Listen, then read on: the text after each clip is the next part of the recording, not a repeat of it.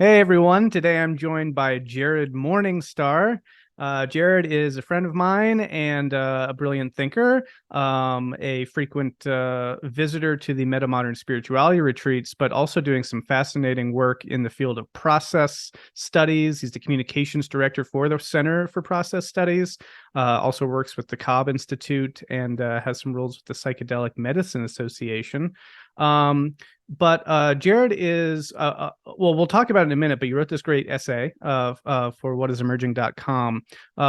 But deep knowledge of the Islamic tradition, and a convert to Islam, and speaks from, I think, of an important and sort of unique vantage in this sort of broader metamodern ecosystem, which again we'll get into. But I think he's right in this piece of mentioning the fact that oftentimes the Islamic tradition isn't foregrounded in the same way that other Western or Dharmic traditions are.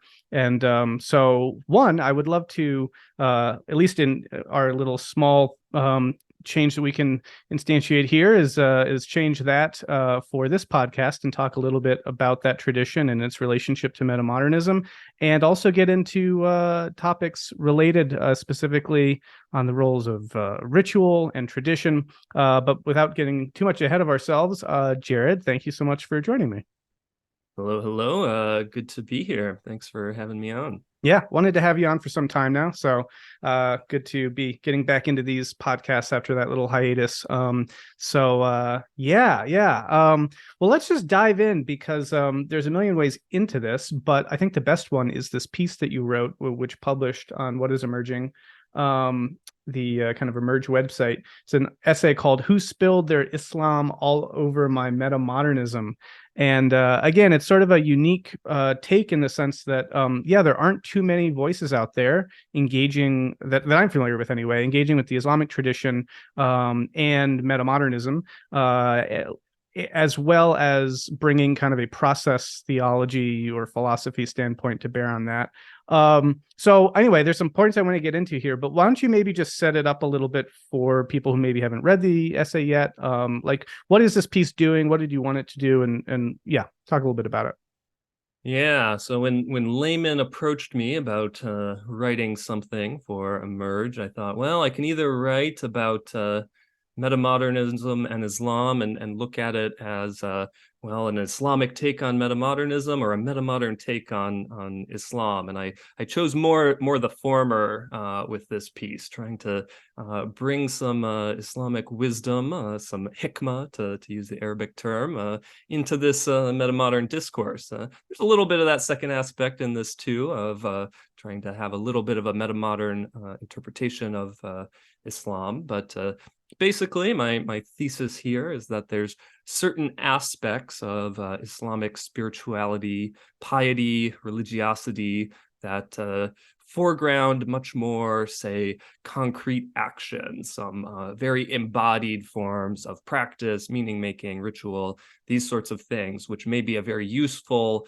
foil for people working in this niche of metamodern spirituality, trying to develop contemporary forms of ritual, meaningful engagement of the world, communities, these sorts of things, where in the Islamic context, these are very, very concretized in a way that, say, in a much more New Age type of context, very much not the case. So trying to put a call to a little deeper engagement of particular forms of spirituality enacted in particular ways. Awesome. Yeah, no, that's great. I think that foregrounds it really well. And to kind of get specific with what we're talking about here, you begin your piece, you talk about, you saw this YouTube video titled "Avoid This Major Sin That Many Don't Know They Are Committing," all in caps. And basically what that outlined was sort of that there's this hadith that talks about this sort of purity, ablution, washing, bathing ritual that should be done. And it sort of, I guess, mentions that the heel of the foot especially needs to be washed. And so this video is kind of making this point, and it had, over 1 million views and a lot of like positive engagement. And you sort of were, you kind of caught yourself self-reflexively and sort of like initially jumping into this sort of modernist perspective perspective of like, well, wait a second here. This is kind of unfortunate that people are kind of, making such a big to do about these sorts of things when isn't religion about, the subjective and the internal and all this sort of thing. And then you kind of caught yourself and reflected on that kind of more rationalistic modernist reaction. And that's sort of your way into interrogating, what is the role for this kind of mode of religiosity? If metamodernism is sort of a multi-perspectival approach to religion, spirituality, what do we do with these kinds of highly ritualistic ways of thinking? And that's really what I want to dig into, because I personally have all sorts of tension about this, and I kind of go back and forth. But I find myself certainly entering that more modern rationalistic mode, so I'll own that up front. And so what I see you doing potentially is articulating a nuanced perspective that I have trouble getting to. And so yeah, so say a little bit about how you can see these forms of religiosity being able to be integrated into a metamodern take on sort of spirituality in a way that's not just sort of like regressive or even pathological, as you say, is also possible with this sort of way of thinking. Yeah, definitely. Major topic here, and a lot to dig into. Yeah, with the foot heel washing thing, just for some of the context. So prior to performing one of these 5 daily prayers that are sort of the cornerstone of Islamic spirituality, one ought to perform this water ablution, where you wash different parts of the body in a very specific order. And the final aspect is washing the feet. And if you don't do this and you pray anyway, well, God doesn't listen then. So this whole hadith and this video here are stressing the importance of very thoroughly and mindfully washing the entire foot. But just, and sorry to interrupt, but just to be clear, Yeah. when you say that God doesn't listen, do you are you saying kind of that wryly ironically, or do you mean that very specifically, that the tradition says that explicitly? That so because that's I think a really important thing is like, Yes. there's a kind of languaging that I think I'm very used to in sort of more let's say modern or postmodern or metamodern religious contexts, where people would say something like that but sort of like ironically, right? But this is very sincere, and so the question is sort of like, what do we do with that kind of anyway? So I just wanted to make sure that you were saying that that's actually explicitly kind of in the tradition. So yeah, all right, that's helpful. I'm sorry, go on. Yeah, the prayer would be invalid if the ablution is not performed correctly or not performed at all. With a certain caveat that intention is really kind of the important aspect here. And if one, without ill intent, without sort of undue haste, accidentally missed washing the foot or the heel as thoroughly as ought to be done, because it was not done based on any kind of fault or poor intention, then the prayer would still be valid. But in general, the perspective is, without the proper ablution, the prayer would be invalid. So I am saying this also with a little bit of irony and goofiness, because there are definitely other layers of complexity, other kinds of spiritual normativities in sort of the broader Islamic tradition that would take a different sort of approach to that, because there is something a little intense about a God who is not responsive based on something that we would see as so minor, so inconsequential, especially from a modernist rationalist sort of perspective. Yeah. So unpack this for me, with me as sort of your foil here, who I'm inclined to just be like, yeah, well, that's just sort of a close-minded, more simplistic way of thinking about religion, and and then of course thinking developmentally and in terms of complexity and that sort of a thing, we can get to different ways of understanding religiosity and spirituality that would say, no, that's not. So that's where I am inclined to go. But now, so what are you getting at? How is there a way of sort of folding this back in a way that doesn't just discount that other perspective? Yeah, absolutely. And that's pretty much exactly what I was hoping to accomplish in this piece, at least in a sort of preliminary way, because I think there's something there. I think it's not merely some sort of pathological overly rigid, kind of ossified form of, say, primitive religion or something going on here. I think there is a wisdom, there is something to be gleaned from this type of very embodied, very ritualistic type of activity that traditions like Islam, as well as Confucianism, Judaism, these much more ritualistic, legalistic type of traditions really do emphasize. So what I ended up kind of coming up with is just the idea of life as a whole, and our bodies, and all our activity as having this sacred dimension, as having this like seriousness to it that can be easy to lose touch with in a much more modernist type of framing, where everything has a like certain utility. Some things are inherently more serious than others, and you can kind of make these sorts of judgments.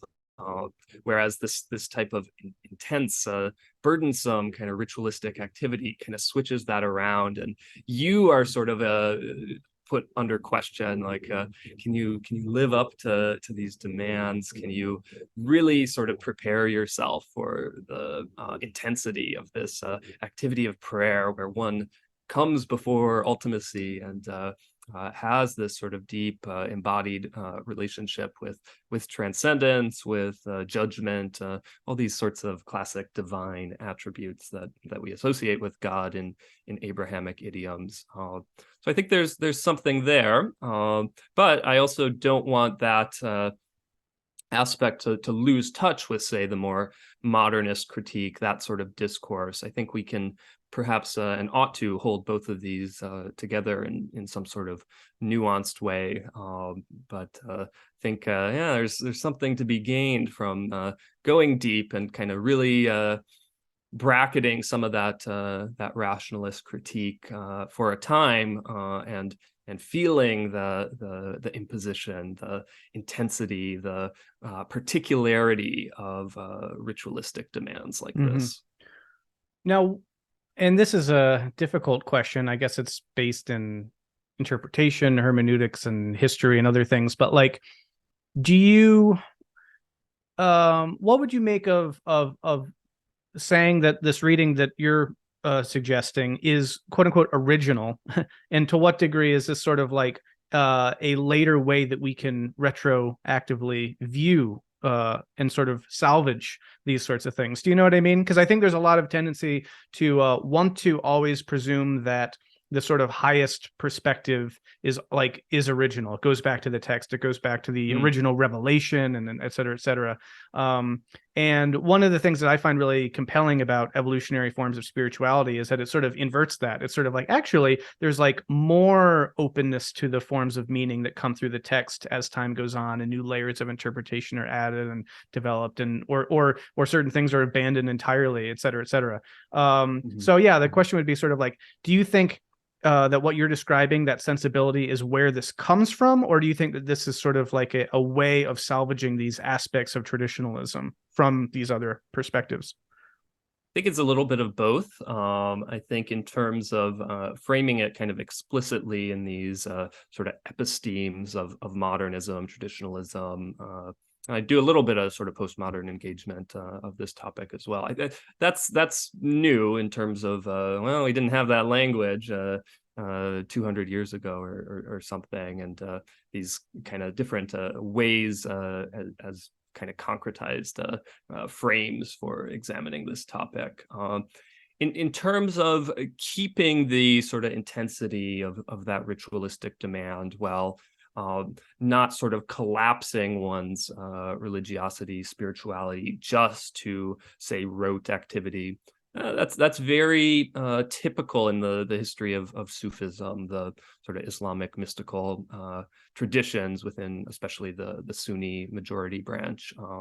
You certainly have Sufi masters who themselves say were jurists and emphasized very much following these obligations from the Sharia as sort of the step one of sort of beginning the authentic spiritual path. But at the same time, had these more kind of big picture spiritual perspectives, emphasized significantly, say, the mercy of God, and that these ritualistic activities is where spirituality starts, but it's not where it ends. And there's a lot more kind of self-cultivation that isn't, say, so rote, so rigid, that ought to take place on the other side of this kind of demand of the ritualistic side of things. So I'm definitely kind of continuing that tradition here, but giving it a bit more of a metamodern type of expression, and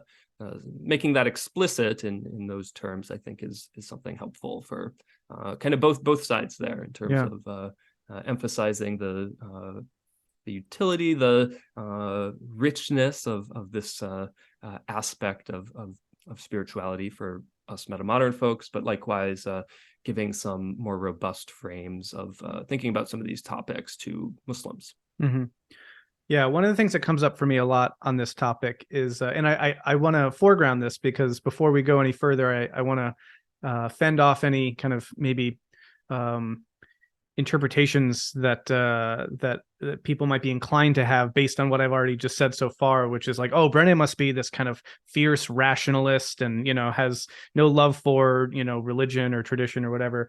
And I want to kind of get into some of the personal and psychological context for some of this, because I think that's really important, and get your thoughts on it. So, like, speaking personally, I come from a pretty conservative, traditional form of Christian evangelicalism. And while there isn't necessarily quite an emphasis there on kind of ritualistic, certainly not things like ablution and purity and regular prayer and that sort of a thing, in the sense of, like, 5 times a day and whatnot. There is, in my experience, there are forms that are very, let's say, legalistic, I think is actually kind of a good term to kind of capture that in broad senses. And there's sort of a legalistic mentality that can go along with certain forms of religiosity. And from my background and from my own spiritual journey coming from that, I found that profoundly sort of oppressive and deeply suffocating. And it actually, I think I had a not atypical experience of deconverting from that feeling liberatory, right? There's usually this sense of like, liberation and salvation is what conversion is about. And for me, it was sort of like, once I was able to, after my initial conversion, sort of unconvert, it was like, breath of fresh air, because there was now no longer this sense of like being held to these kinds of very intense legalistic expectations, et cetera, et cetera. So I wanted to throw that in just personally, because some of my own ambivalence, to put it lightly, about, trying to fold back in traditionalism in its sense of kind of ritual purity and this sorts of things, comes from that kind of personal psychological grappling with that,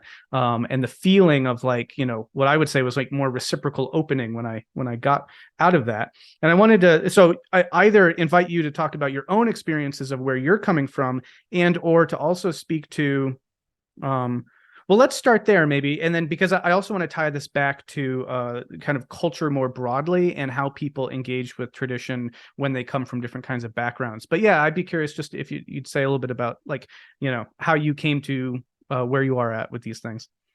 Yeah, definitely a lot of thoughts here. There's this very popular American Muslim preacher, Hamza Yusuf, who has a really good bit, very much in this line that has resonated with me for quite some time. So he talks about sort of the path of the musician or the artist, and how to sort of really be able to create something of beauty. These people need to sort of commit themselves to a very particular practice. For the musician, they need to learn a lot of scales, do a lot of rote work to be able to, say, improvise a beautiful melodic line in that's well suited to the context. And it's not just this sort of sheer freedom that allows for expressiveness and beauty. It's actually very much sort of committing oneself to the concrete practice of very, very specific things that then actually doesn't decrease freedom, but increases it by sort of, because it's this developmental thing, it sort of is self-cultivation that increases agency with respect to the medium. And so he makes the claim that spirituality is very much the same, and just having this kind of nebulous spiritual aspiration actually does very little to force one to sort of increase one's ethical capacity for living, the sort of generosity of spirit, and sort of a very peaceful disposition, these sorts of things that we want out of spirituality. So that's definitely one of the ways that I sort of look at this, and trying to kind of move beyond this, say, dichotomy or sort of oppositional sort of viewpoint of, oh, well, you have sort of ritualistic, rote spirituality on one side, and oh, then you actually have freedom and sort of open-hearted, authentic spirituality on the other side. And I think it's actually a very reciprocal relationship between these two things. But I will say I certainly agree with you that if a spiritual tradition degenerates to merely the rote performance of ritual, merely to a dry legalism, there's almost always something pathological that is going to manifest, and something has seriously been lost. So one of the things I think engagement with Islamic traditions and Sufism and Shi'i mysticisms in particular allows is getting beyond some of the sort of typical Western modern Christian inheritances that puts these as kind of oppositional categories, where you either have sort of free, authentic, open religion that's individualistic, all about sort of a personal connection with God, and on the other hand, this kind of rote, oppressive, dry, sort of legalist spirituality. And so the Sufi alternative says both and to these sorts of things, and they actually contribute holistically to one another, rather than having this kind of tension or opposition between them. Wow, that's beautiful and very well said. And I totally that really resonates with me, and especially on the aesthetic front, because I've always felt that very much to be the case, that the kind of totally free, bizarre, do whatever, non-formal, especially kind of postmodern poetry and painting and stuff never resonated with me. And it was always the really intricate beauty of like the Renaissance painting and representational art that always really spoke to me. And you need years of practice and sort of like diligence and discipline to realize that kind of freedom. So I very much hear that. And then there's also this element of like the legalism, even though, there's always this contextual element in the sense of like what in some cases might be a pathology, in other cases might be, optimal performance, right? And I think that if you look at it like when I was younger, I think there's something about youthful spirituality that tends towards legalism, sort of no matter what the tradition is anyway.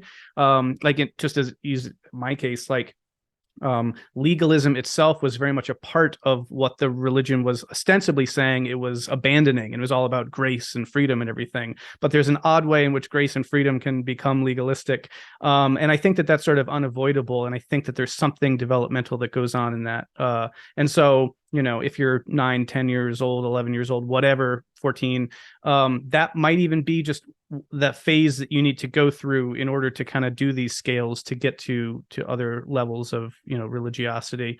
But maybe if it's occurring at like a grand social level where you've got adults across the life cycle and they're all engaging in a certain kind of legalistic religion, that might be where it becomes pathological. But just to say a little bit more about that. So you said you found this person speaking about this. What did you say their name was? Hamza Yusuf. He's Okay. the president of one of the liberal arts Muslim colleges in the U.S., Huh. Zaytuna College out in the Bay Area. Gotcha. And you now, but you don't come from a Muslim family, or speak a little bit about sort of your religious background, because that's specifically one of the things I'm interested in is how people come to find certain forms of religiosity particularly attractive based on where they've been. And there is actually an interesting thing. Sorry, I know I'm talking to you here, and I hear it's provoking all this stuff for me, though. It's very interesting. Just one more thing, real quick, is that after I kind of left the evangelical church, I found a lot of incredible power in Roman Catholicism and Greek Orthodox religion and sort of like high church stuff in a way that I think would make like evangelical Christians very confused, because it's sort of like, oh, that's all just the legalistic stuff. But there's something profoundly kind of aesthetic and beautiful and embodied and yeah, ritualistic that actually can be very attractive in a different context. So that's what I'm kind of interested to explore a little bit, is like, why do you think that this particular message resonated with you based on your background? Yeah, great question. So I grew up what I would call culturally Lutheran. We hit the ELCA Lutheran Church for Christmas and Easter, and maybe a couple other times occasionally, but it certainly wasn't something that loomed large. I was certainly swept up in the kind of new atheist movement of the early 2010s, and kind of strongly rejected any kind of theistic, especially Christian perspective at that point, even though I certainly didn't experience, unlike you, any kind of sort of oppressive presence of religion in my own life. But I would see some of the representations that the new atheists were giving of this, and I'm like, yeah, that's kind of some bullshit there. So I'm glad I kind of went through that kind of atheistic step, thinking kind of developmentally, because I think the theism you find on the other side of that is going to be very different than the kind of sky daddy picture that the new atheists are critiquing, and which is held by a good number of believers. It's not a pure caricature. But yeah, I studied religion in college, sort of by chance, just because I had a really good freshman world religions class that fulfilled a nice general for me. And it happened that the professor there was the Islamic studies guy. And so I'm like, I'm going to keep taking these classes. This is some good stuff. It's existentially very meaningful and valuable. But it was interesting because I had this experience of sort of coming to see religion as valuable and desirable rather than a particular religion. So, I mean, this very typical kind of conversion experience when you encounter a particular tradition, you're very taken by it, and you convert to it. Pretty straightforward process. But I was in this much more nebulous spot of being like, which religion do I pick here? I kind of see them all as valid spiritual paths that are able to sort of provide something holistic for the human being.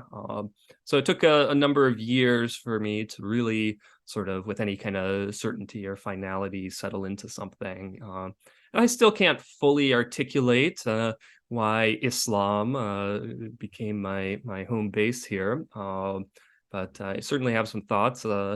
I did also and continue to engage deeply with both Buddhism and Christianity, and to a lesser extent, certain strands of Hindu tradition as well, especially Vedanta, these sorts of non-dual kinds of philosophy, metaphysics.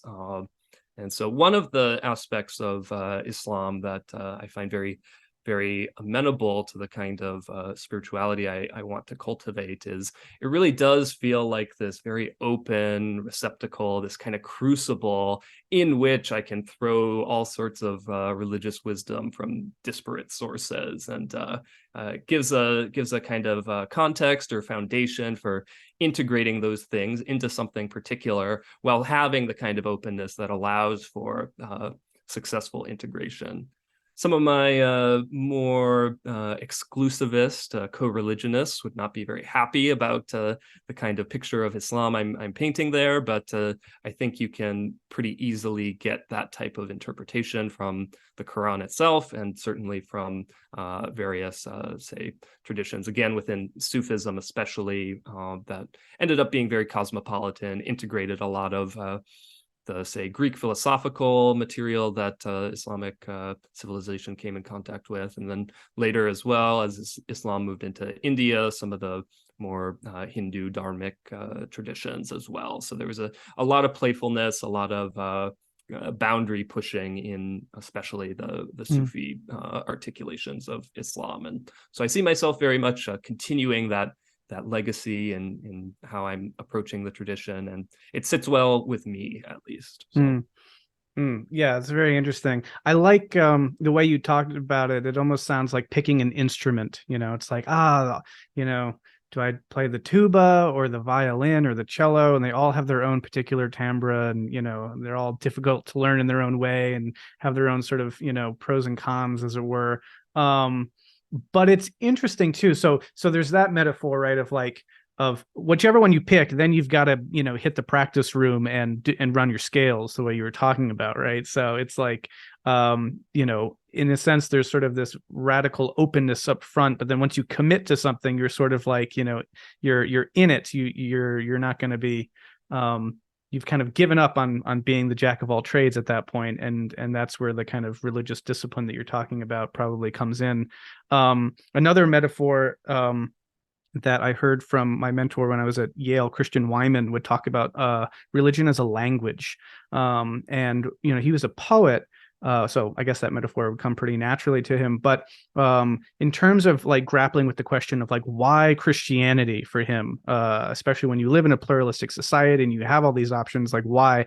And what he would always come back to was essentially that it was the one he was raised in, and so it was his language. It was just the language that he spoke, like the language that you get raised with, and because of that, it kind of affords a certain familiarity and a homeness and a kind of depth of resonance that even if you were to possibly learn another language, you'll never quite have that same level of proficiency. And I thought that that's a very interesting metaphor as well. But where it starts to become difficult, and I'd be curious what you think about this, is that neither instruments nor languages make any propositional claims upon people in the sense of that they supposedly need to affirm certain things. I'm curious what you make of that, right? Because you're speaking from a more pluralistic perspective, and yet you're doing so from within a tradition like many, if not all, religious traditions that have exclusionist qualities to them. And even if you're going to say, that there's, it's almost like it's kind of this like kind of Kierkegaardian thing. It's like once you've committed to like learning the tuba, then you have to also commit to like tuba is the best instrument, and all those other instruments kind of suck in some ways. Obviously, I know that's not what you're saying, but like, how do you balance that exclusionism and yet also the particularism that comes with, committing yourself to a tradition? Yeah, great question. And certainly some of the exclusivism and exceptionalism that is so prominent in especially Abrahamic traditions, but you see it also in Hinduism and Buddhism in different forms.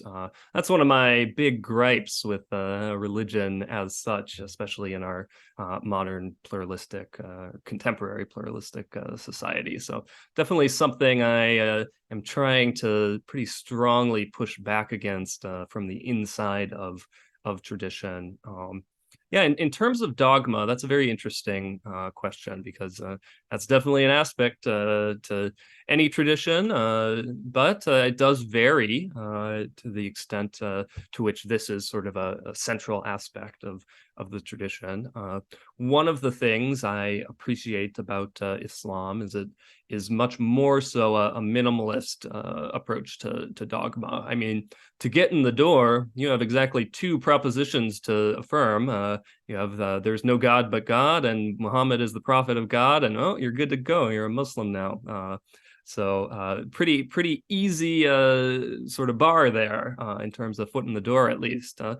once you're in there, of course, there are kinds of propositional orthodoxy, both kind of legalist, theological, soteriological, stuff about angels, all these sorts of things.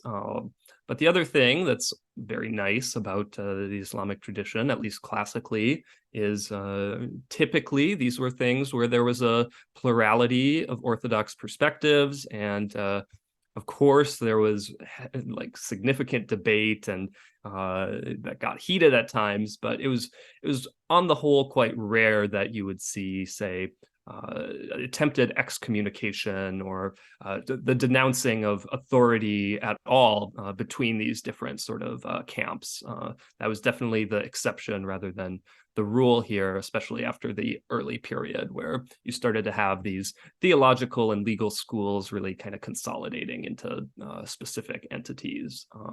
The other thing that is helpful and nice about how Islam developed, at least in terms of my own appreciation of it, is there's kind of always been competing normativities. You have the legalists, you have the theologians, you have the Sufis, the mystics, and these were by and large sort of autonomous sort of segments of the religious life that were never centrally institutionalized, and you can add sort of political authority to that as well. I mean, you had this figure of the caliph who interacted in complex ways with, say, the jurists of his lands, and likewise with the Sufi leaders. And the caliph would say be giving a lot of money to the upkeep of Sufi shrines for the saints, and the legal scholars would be sort of exercising independent authority that would kind of check the political power of the leader.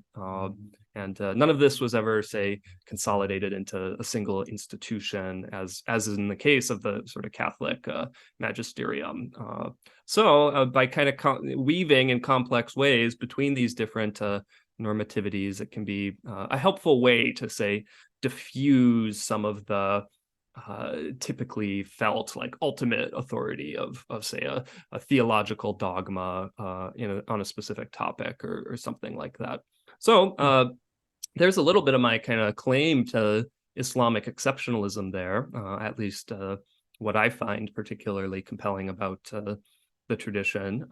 But I certainly want that to be seen as, say, an offering of alternative of something valuable rather than some kind of supremacist claim. I think the original intent of Islamic spirituality was to be this fount of wisdom, of knowledge, of just good stuff that can be received by a wide variety of communities outside of the confessionally Muslim population. So definitely also how I'm trying to approach this.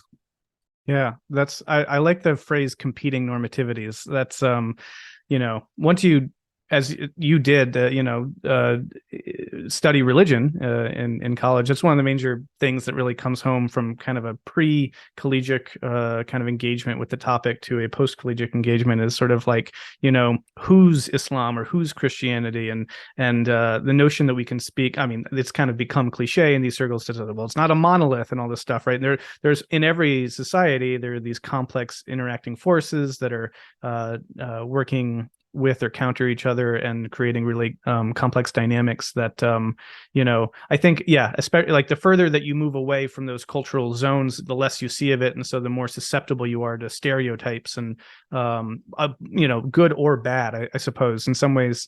So before we go on to these other aspects, though, I do want to just make the point on the social backgrounds thing. So I just tie that thread up, even though I want to go in a different direction, which is just that I'm intrigued by the ways that the kinds of engagement that we have with religion, from our backgrounds, where we're coming from, influences the sorts of religious engagements that we look for later on in life. And that one of the things I guess I'm concerned about, or at least I'm aware of, that I see happening, is people becoming attracted to more ritualistic and traditionalist forms of religious engagement, precisely because they kind of grew up in that kind of postmodern total freedom, chaos. And so there's something attractive about finding something with some structure to it, essentially. And whereas if you come from the structure, you're looking for something maybe a bit looser. And so both of those things kind of influence each other.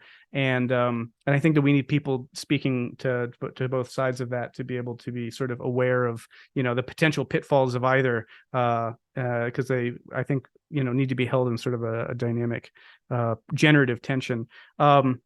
But I guess before moving on, one last question about this front because I want to move into some process stuff because you're deeply engaged with that. But like on this sort of like dogma or belief aspect of things, you mentioned like belief in angels. And I know that angels and reference to angels are like woven into some of the prayer structures. I mean, when you were here, we've done some, Salit, is that how you say it? Salah or Salat. Salat, sorry, yeah. On the hilltop, and you walked us through kind of some of those prayers and whatnot. And there's this moment where you turn to the angels, right, on either side. So my question is sort of like, given that those are sort of built into the rituals, how do you engage with that yourself? Is that something that you like? Does it engender a sort of participatory engagement with like a belief in angels, or is it something you just say, this is part of the ritual, so I do it? How does the ritual actually affect the way that you think or believe, or yeah. That's a good question. Just quick before getting into that, I wanted to say something a little bit more about this kind of Sure. The oppressiveness or potential oppressiveness of very ritualistic, rote spirituality. So there's this Japanese tea ceremony, kind of a widely known thing, extremely rote and ritualistic. Like your movements are so dictated down to a T, and it's such a like program of action to just have some tea. No one complains about the ritualism and the roteness of this. It's this sort of beautiful type of activity that no one would feel, I don't think, oppressed by deciding to go into that space and pursue this. So there's a lot of material, sort of culturally and psychologically, that colors whether we perceive this kind of ritualism as, this beautiful, exotic Eastern culture kind of thing, or this oppressive, totalitarian kind of anti-spirituality. So I think interrogating some of why we have those reactions in different contexts can be eye-opening and helpful. No, wait, and that's actually a really good point. But it's interesting because they are, I mean, your point is definitely taken, and because all these things are culturally contextualized. So even the point that someone could like this, I don't want to say, well, yeah, a counterpoint that one could throw in is itself going to be how it comes with its own sort of cultural contextual baggage. But like one of the differences that I see there, right, would be if one had to perform a specific set of like intense rote ritual activity just to speak to their father, then we might look askance at that and be like, oh, come on, they should just be able to like, hug their daddy or something, right? Yeah. And I think that there's something about that involved too. Like it's not purely like a physical or aesthetic or what have you. It's like God will not listen to you unless you wash your heel. And that's like, oh man, isn't God like all merciful and benevolent? And and yet if you don't do the heel thing, then you're really screwed. But again, that is wrapped up in certain preconceptions about what God should be like and that sort of a thing. So it doesn't necessarily resolve it. I think that has to be kind of thrown in there. But yeah.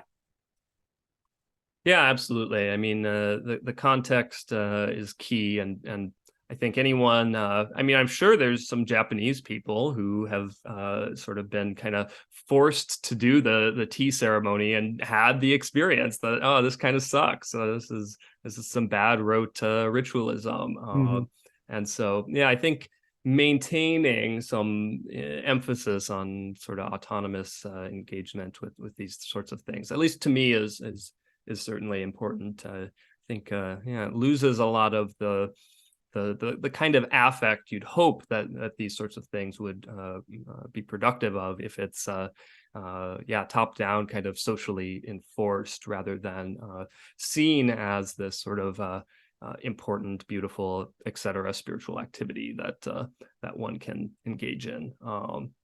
But in terms of the angel stuff, there's a lot of different ways that that has been conceptualized in Islamic history. There's certainly a deep and rich tradition of Islamic Neoplatonism, where the angels are, of course, not these discrete beings on some spiritual plane adjacent to our own world that have this kind of agency that beings have, and much more so you are viewing this in this hierarchical Neoplatonic cosmos that is ultimately entirely continuous and sort of one world, where angels are sort of particularized ideas or forms or something like this, and via emanation they existentiate aspects of the world in this sort of qualitative sense, and so kind of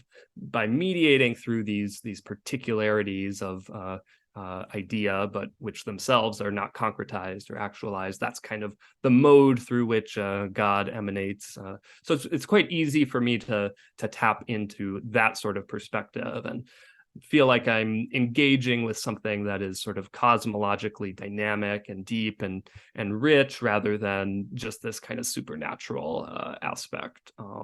And I mean, it's myth. It's open to multiple interpretations of how this is to be understood. I mean, again, certain much more, say, narrowly traditionalist types of folks are probably gonna see supernatural beings as the way to understand angels. And so that can cause some tensions living in actual religious community.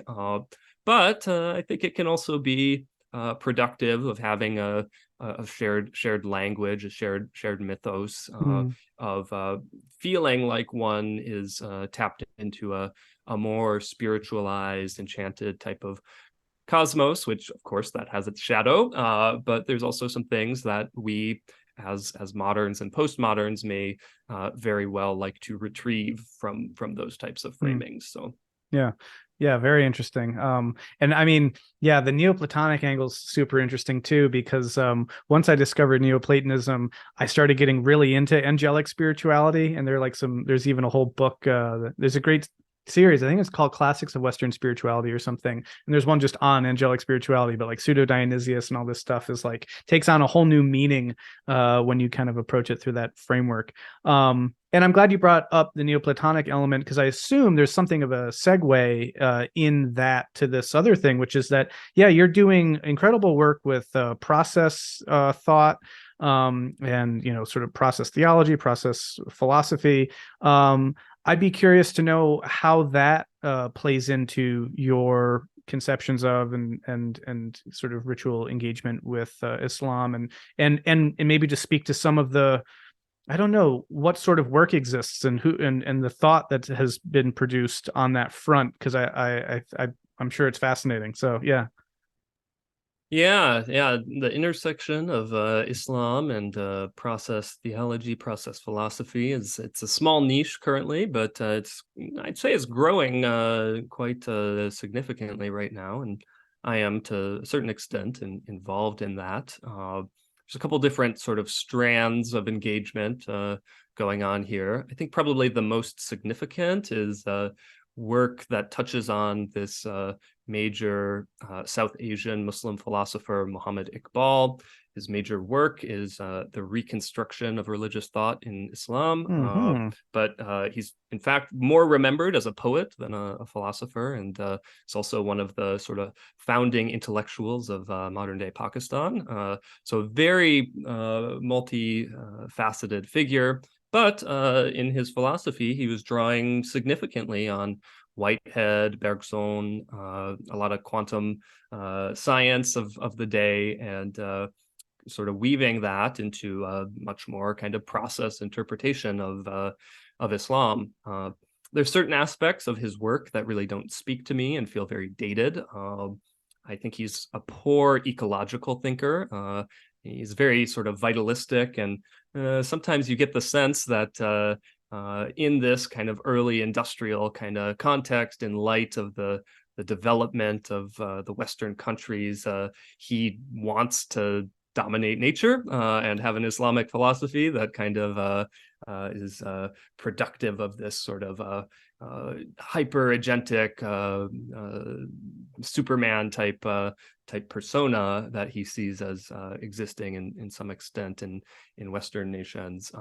So I think that could use some revision, but there's a lot of interesting aspects to how he interprets the Islamic tradition. He's an extremely cosmopolitan thinker and draws in a lot of Islamic theologians and philosophers and puts them right in conversation with Western thinkers of much more contemporary periods, and makes some very interesting sort of cross-civilizational narratives of thought and philosophy that are quite compelling. So I think we should very much emulate sort of that aspect of his thinking.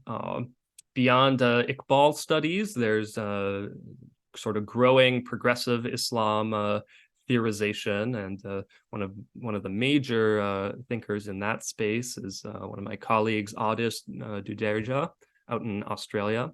He's Bosnian by ancestry, but he's sort of doing work on progressive Islamic hermeneutics, and finds a process theological framework helpful for giving some kind of broader context and system for justifying and systematizing these different aspects of the process or the progressive Islamic viewpoints.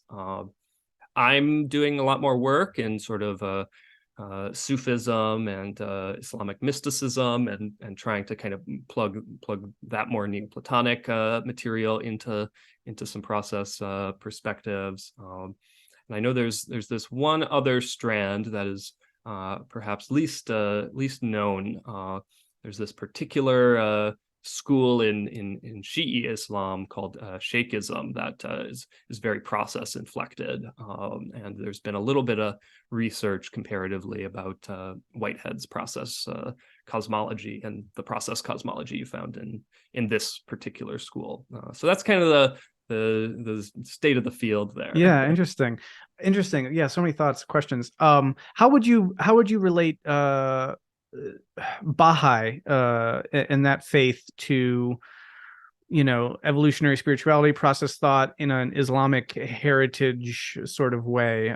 Is it, I mean, do the traditions, given their shared cultural background, get discussed a lot in tandem, or are they more or less kind of cleanly delineated in terms of like, no, that's something very different?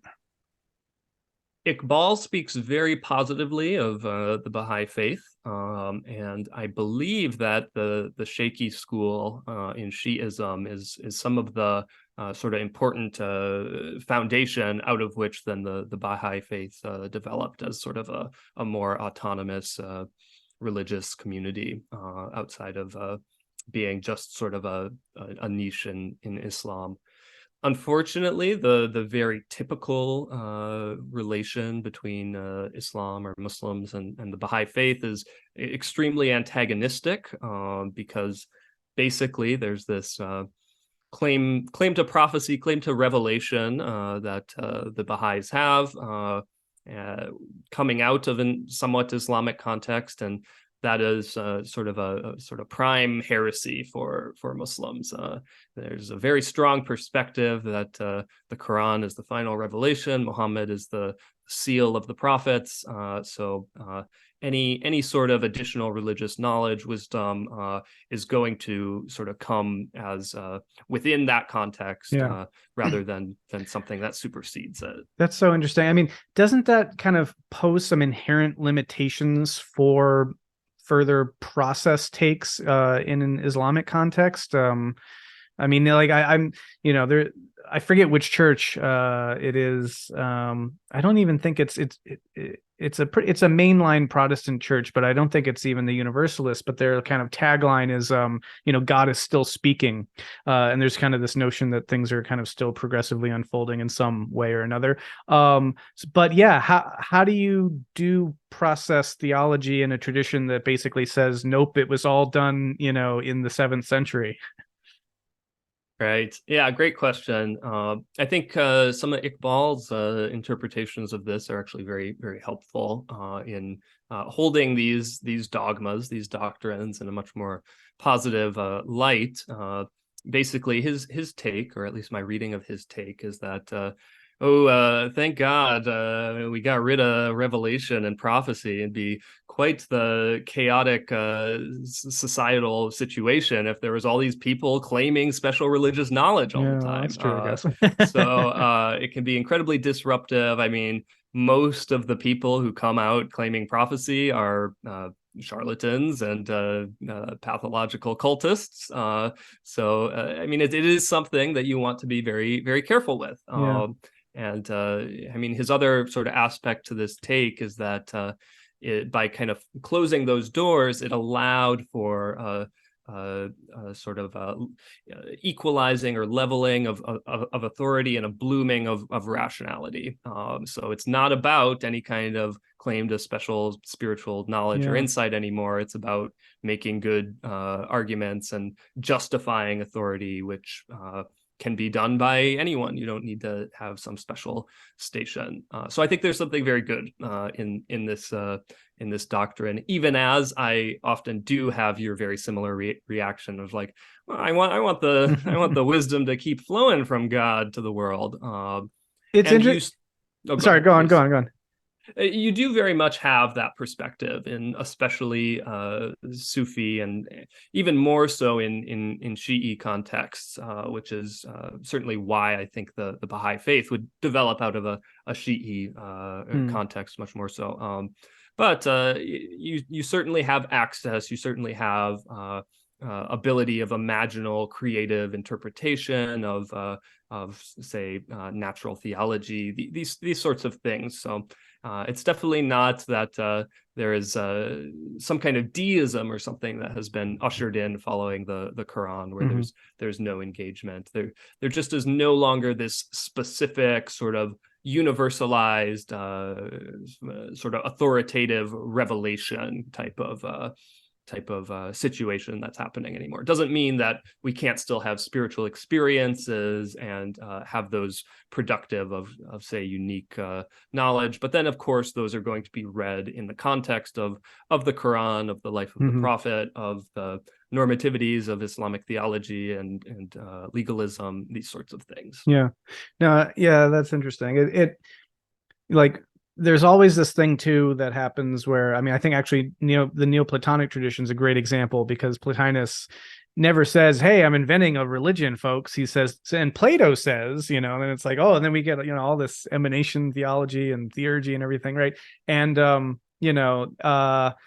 in some ways that's always been the way that like new religions have formed, is basically just said, no, this is what they were saying. It's sort of reinterpreting the ancient text but in a new way. And then there's sort of this, so it doesn't necessarily seem to be any necessary closing of dynamic evolution and change and development just because of that on its own terms.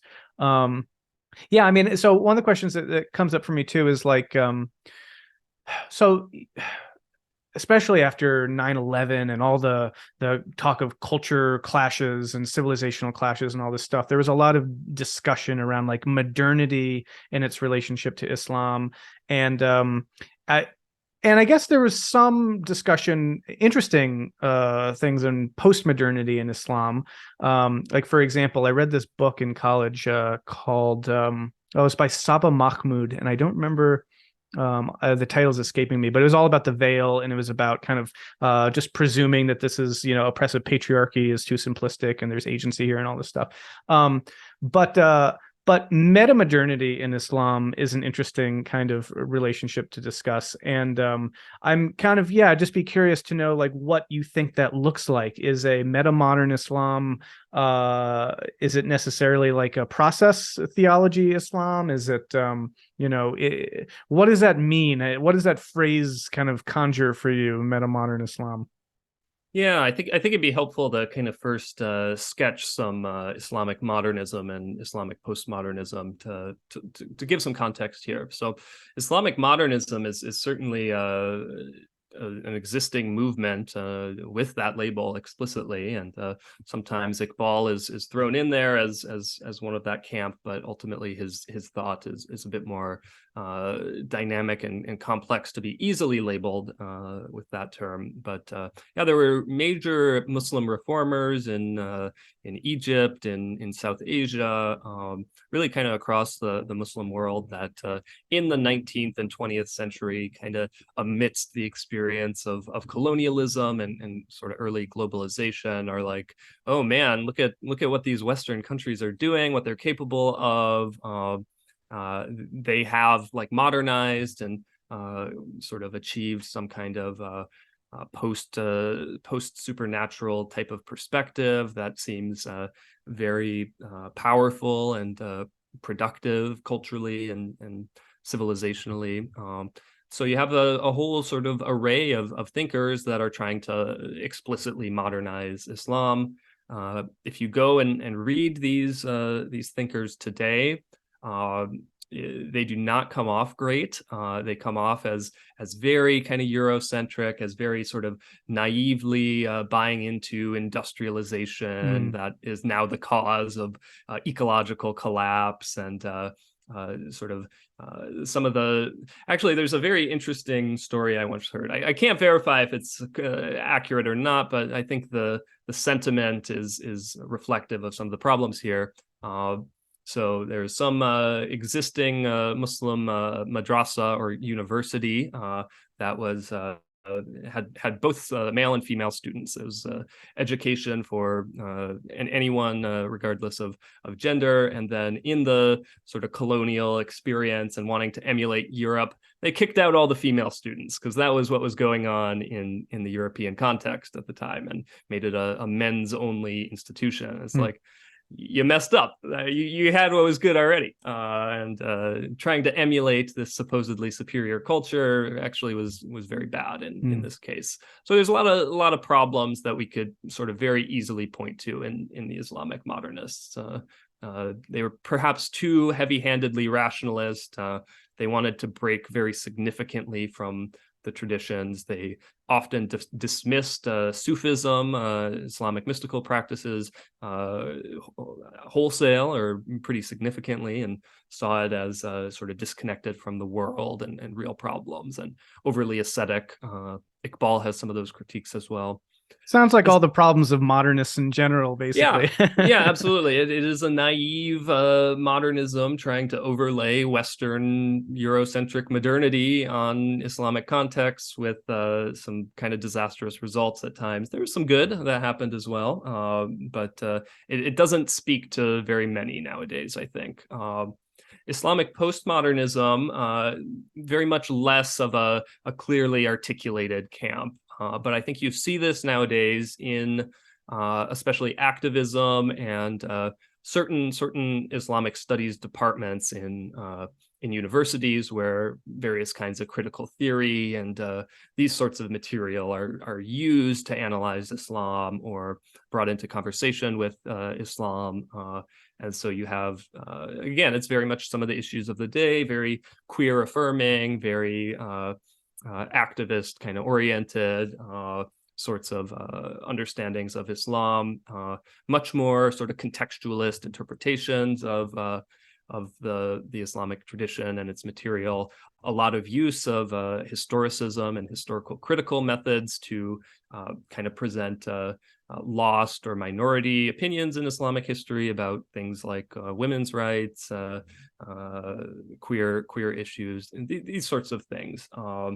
So that is kind of rising, but there's a lot of animosity between that camp and the much more traditionalists. And there's traditionalists of different stripes in the Islamic scene. There's some what I would call sort of actual traditionalists who are kind of loyal to this broad scale classical tradition that had law, theology, mysticism, etc. And then there's, say, the neo-traditionalists or the puritanical reformists who are much more scripturalist, much more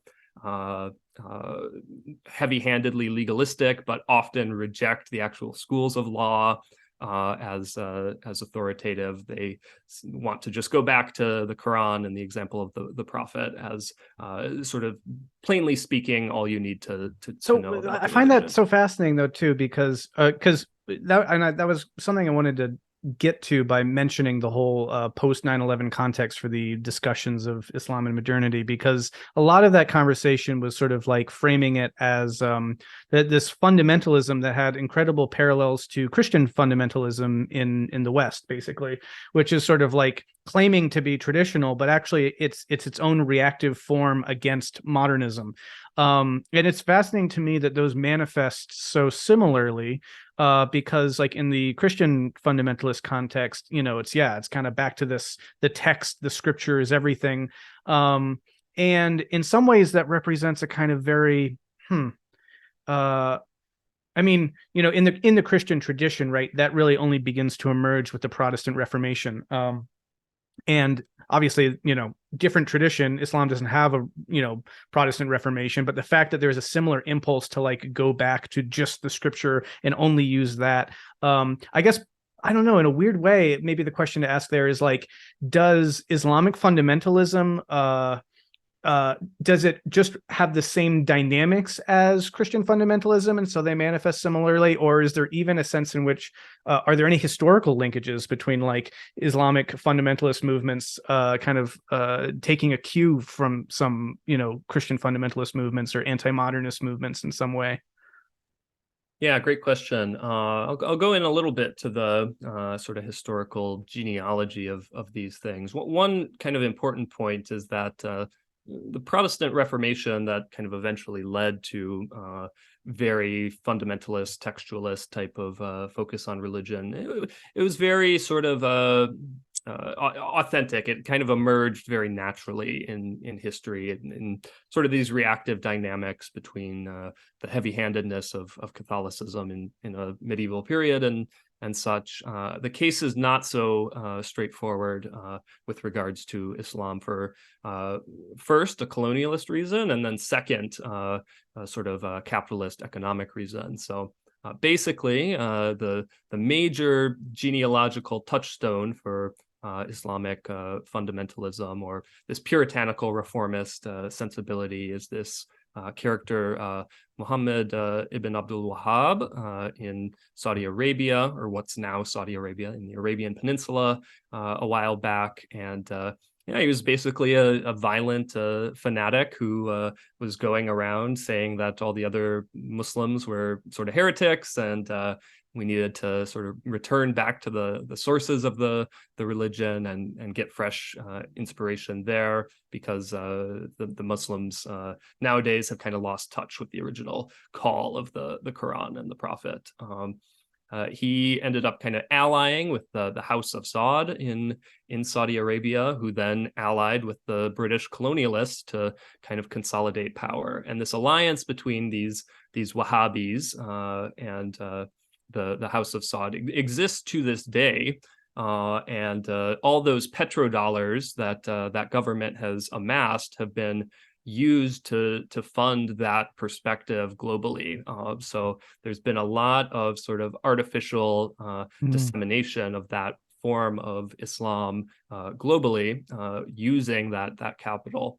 The other aspect is that colonization kind of destroyed a lot of the traditional Islamic education in a lot of these Muslim countries, which now are kind of stuck between a much more less prestigious kind of Islamic education and like a very westernized secular education. Everyone wants to be doctors and engineers. That's the prestigious thing to do. The madrasas are not getting their best and brightest in these countries anymore. And so the kind of level of religious education is in general kind of lower than it used to be, with of course, notable exceptions.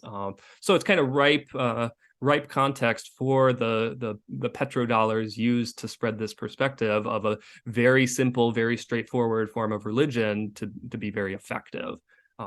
So that's a lot of the context of how this kind of arose. But yeah, I mean, it's definitely similar in certain respects to forms of Christian fundamentalism. It is very textualist. Interestingly, and this is where things are quite different from a Christian context, is sort of both the Quran and the Hadith that are utilized here. And the Hadith material especially is kind of the source for a lot of the puritanical aspects of this. I mean, you can find stuff in the Quran that, taken at face value, can lead to somewhat problematic understandings of how to, say, relate with non-Muslims or something.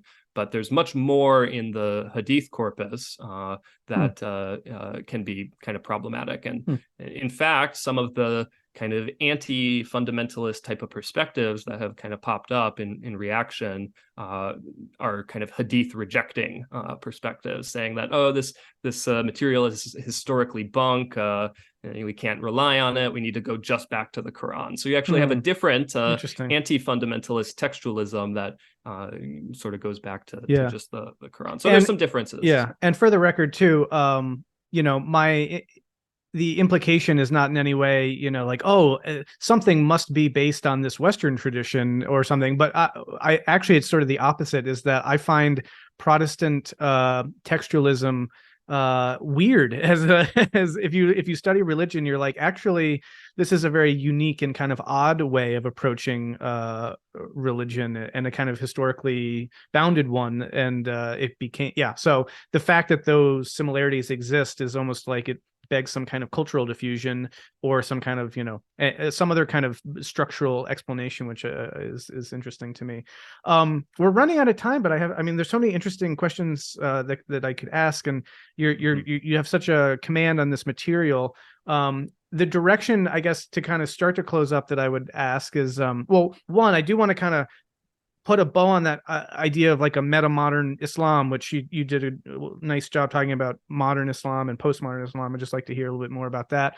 But also, I'm an outsider to this tradition, and I want to know, I guess, two things. One, is there any framing in this conversation that I just totally get wrong, or that people would be like, oh no, he's totally missing something really important? Which, another way of asking that would be, is there anything we haven't talked about in this conversation that you'd like to throw into the mix at this point? And then, like, the third version of that would just be like, I'm curious to just know sort of what the narrative is in academic circles of Islamic studies. That that's such a broad question, but I mean, like, when I was studying religion, I think there was this huge, like, very intense tenor of, like, it was very much reacting to the whole discourse around Islam that had been engendered by 9/11. And so you had, it was like post-Bush era, and there was all this kind of like some kind of a very kind of weird place, I think, for the study of religion, specifically as it related to the Islamic tradition, because on the one hand, people were trying to like push back against this sort of naive, kind of neo-colonialist, neoconservative attitude that, like, these backwards people in this part of the country, and they were trying to affirm, the kind of inherent dignity and value and profundity of this tradition. At the same time, that led them into weird kind of, bedfellows, like, sort of like, there were certain aspects of the tradition that seemed to kind of like be supported which in another context would be denigrated if it were like a Christian or a Western context, and so there was a lot of confusion, it seemed. So anyway, long story short, I'm just curious of like how that discourse is now, like, if you were to enter, say, a religious studies department today, I don't know, what sorts of directions are people going? How is, again, clearly I have so many questions that I'd love to get into. Maybe you just have to come back and we'll get into it. So anyway, I'm going to throw all that at you and respond to any of that you'd like to. Yeah, to tie the bow on the metamodern Islam discussion, I think there's a couple interesting aspects where I think a metamodern framing would be a lot more helpful than either the postmodern or the modernist camps have been, especially in regards to the relationship with traditionalism.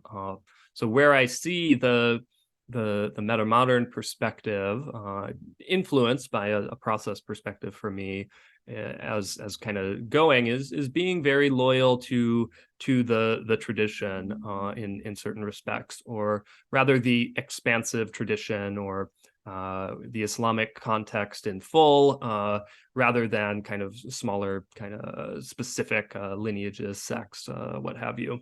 But I think there's going to need to be a sort of deeper contact there than either the modernists or the postmodernists typically have. Where I think the postmodern approach to Islam is weak, is providing any kind of and this is very typical of any kind of full constructive narrative. It's great about complicating certain issues from the traditional perspective that we very well would like to get a more dynamic hold of, but there's nothing sort of vital and compelling and sort of alive about these projects as a whole that then, say, your average lay person is going to be really brought into. So I think a metamodern Islam has a lot more potential to, through a deeper contact with the tradition, still provide a sort of mythically rich, enchanted type of holistic perspective on the tradition that I think the postmodernists really haven't grokked. So that's a big aspect of it for me. I think how the metamodernist will differ from just a normal traditionalist or a kind of dynamic traditionalist is really reading Islamic history, Islamic intellectual traditions, not as just sort of the closed canon of material that we receive and then utilize, but kind of critically examining what kinds of things these sort of great minds in Islamic history were doing, and what kinds of transformations were being enacted socially, societally, both in, say, the prophetic time, but then afterwards by these great figures in Islamic history.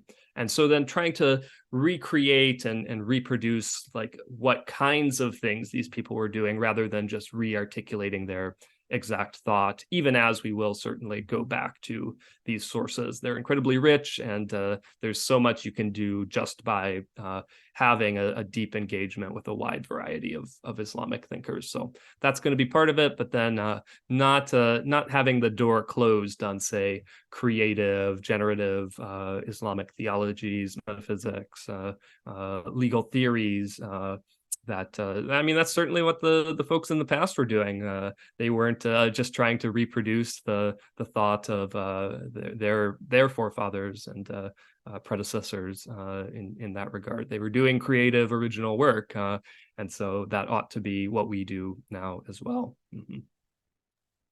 Awesome. Yeah. Well, any quick whacks you want to take at those other weird questions, or I don't know, maybe that would take too much time to get into. Maybe we can just have another conversation, because